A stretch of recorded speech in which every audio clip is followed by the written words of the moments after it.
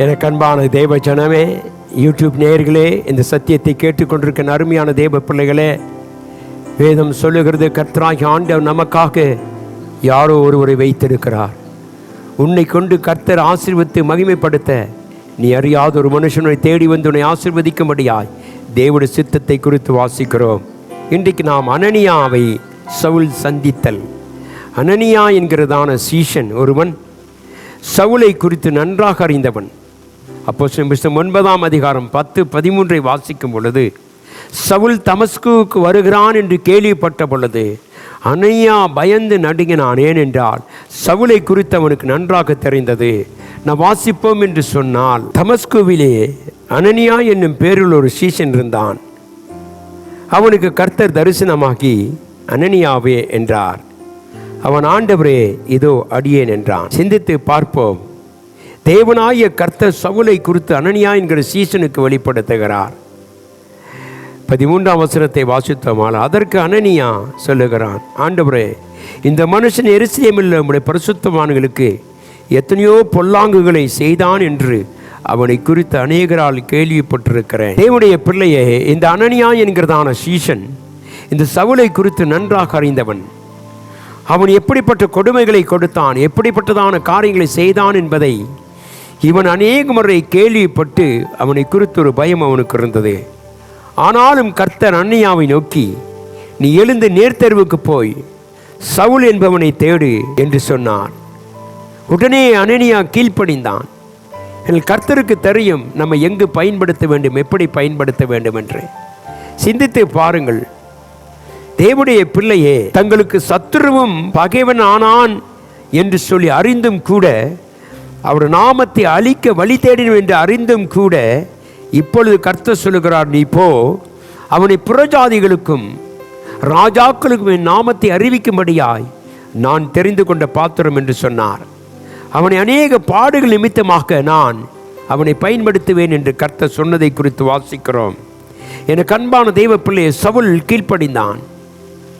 சவுல் மாத்திரம் அல்ல, தேவ பிள்ளையே, அனனியாவும் கர்த்தருக்கு கீழ்ப்படிந்து தேவன் சொன்னதை கேட்டு போனான் என்று சொல்லி வாசிக்கிறோம்.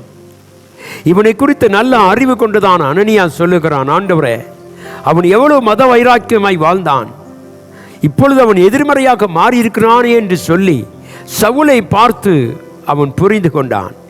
தேவனுடைய பிள்ளையே, நாமும் கூட பரம எதிரியாக எண்ணப்படுவதை நேசிக்க கற்றுக்கொள்வோமானால் அவர்களும் கூட ஒரு காலத்திலே கர்த்தருக்கு பயன்படுவார்கள். தேவ ராஜ்யத்தை கட்டுவதற்கான காரியங்களை கர்த்தர் செய்வார்.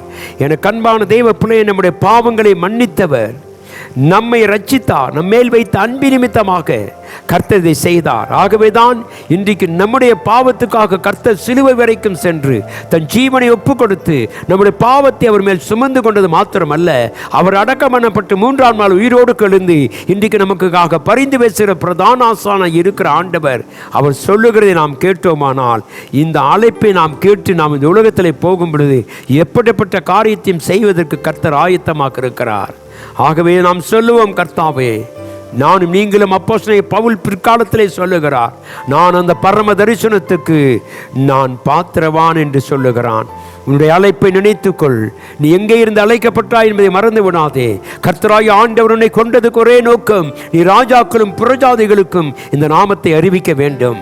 கர்த்தர் கொடுத்த இந்த மகிமையை நீ அறிந்து ஆராதிக்க கர்த்தருக்கு தெரிந்து கொண்டபடினாலே சொல்லுவோம், கர்த்தாவே, நீர் என்னை தெரிந்து கொண்டதுக்காய் ஸ்தோத்திரம், உன்னுடைய அழைப்பு எங்கள் மேல் இருக்கிறதுக்காய் ஸ்தோத்திரம். இந்த செய்தியின் தலைப்பை நாம் பார்க்கிறோம். அனனியா சவுலை சந்தித்தான்.